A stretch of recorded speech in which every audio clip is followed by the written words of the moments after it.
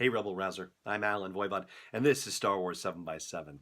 So let's kick things off by talking about one of the things that we can piece together, and that is the fact that Han approaching that den of iniquity with the little window in the door opening up and you see him on the outside, well, that is his younger day situation. Those are his days when he was palling around with Emilia Clarke, racing speeders away from God knows who is chasing him. And unless we want to pose the theory that Ron Howard is going to jump back and forth in time, which I don't think he's going to, I think we can safely say that that is going to be the beginning of the movie, his exploits with Qi'ra, or at least one particular exploit that may be the thing that ends up driving him into the Imperial Navy. We still know that that's part of his history, and so our second top takeaway from the Solo trailer is that I believe we are seeing him in the employ of the Galactic Empire. That moment where he is talking to an Imperial officer and he says, "I'm a driver and I'm a flyer." Well, the outfit that he has on is very reminiscent of what you would see on, say, an Imperial Walker driver, an AT-AT driver, right?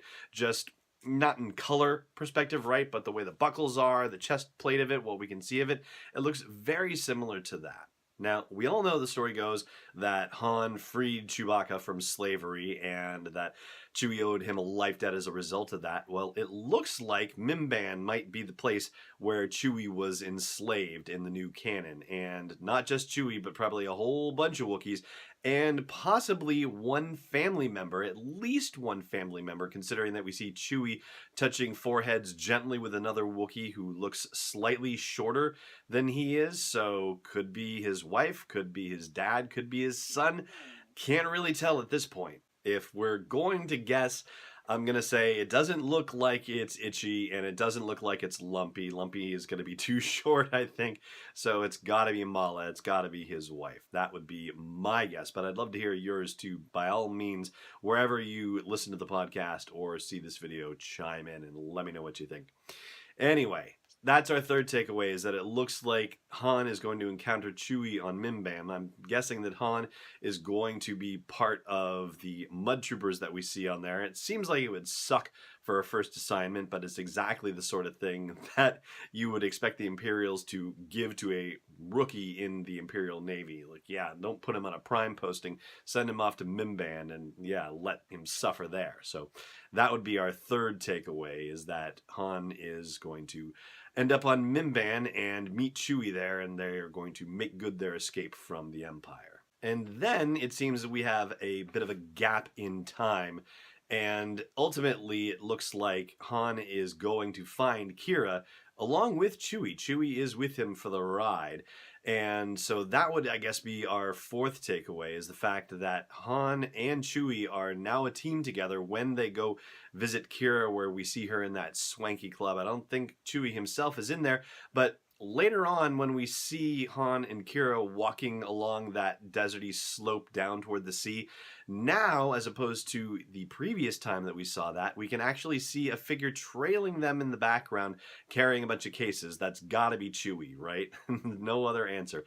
And we've clarified the fact that that place is also the place where Moloch, that seems to be the character's name at this point, is the, scary masked character with the band of ruffians out in the middle of the desert, and we're pulling that name from the reveal of a Lego set.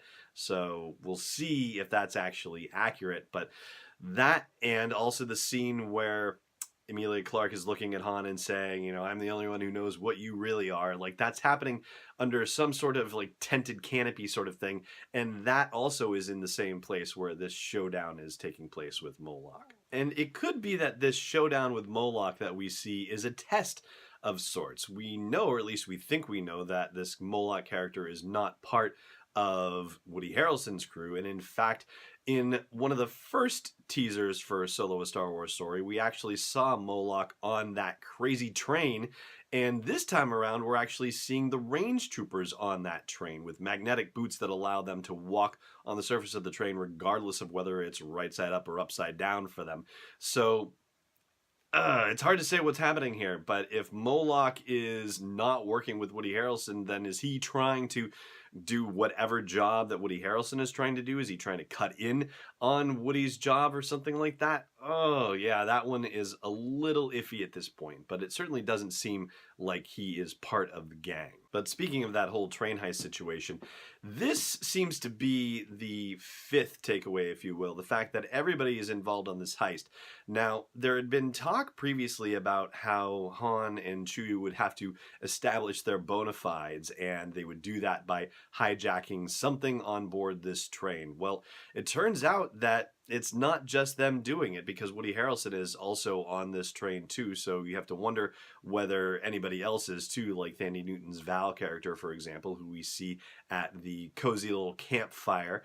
And anybody else in the crew? Maybe, possibly so, but this is one job, and we know that whatever happens with Kessel later on has to be another job. But I think our sixth top takeaway from this trailer has to do with what is essentially an iconic moment in its way, where we have Woody Harrelson's Tobias Beckett giving a kiss to a blaster and then tossing it to Han Solo. So something very meaningful is happening here. This is the DL-44. This is Han's blaster. So it seems like if Tobias is giving it a kiss before he tosses it to Han, that it might have some particular meaning or, some sentimental value to Tobias. And this is Han getting his blaster. This is the real deal here. Very exciting in that way. And the seventh top takeaway has to be Lando, Donald Glover as Lando. So we know that once Han and Chewie meet up with Qi'ra and they are starting to put together a crew, Qi'ra says, I know somebody, he's the best smuggler around, and that's, of course, Lando. And when they meet him in some other den of iniquity, this is a different one from when we saw Han earlier on in the trailer. Then he says, everything you've heard about me is true. And he's doing it while he's just kind of holding his cup out here and getting filled while he's not even looking at it, all right? Already the charm offensive begins. And then, of course, who can forget the you better buckle up, baby, to Han Solo as well, and telling L3, let the mean man's face go. So we've got a trio of dialogue snippets from Donald Glover as Lando Calrissian, and already living up to the hype. So good on you, Donald Glover. Well done. And I think we've got most of everything that is exciting about the trailer. I mean, we get Han and Chewie looking up at the Falcon, whereas we only saw Han looking at it briefly before in previous footage, so that's also a bit new.